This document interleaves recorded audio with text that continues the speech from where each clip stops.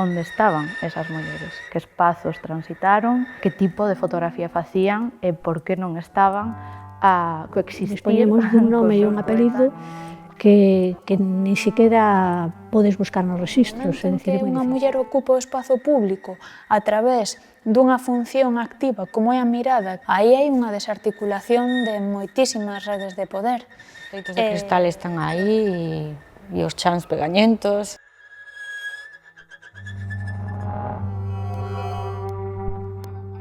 Cando o feminismo fala de mudar de modelo, ten que ver tamén con isto, en que a representación ten que ser outra, ten que ser diferente.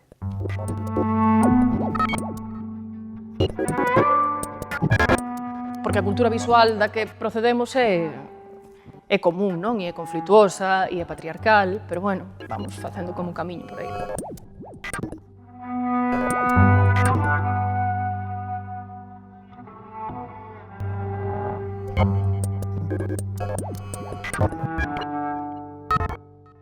A quen non miramos? Que cousas aínda non miramos?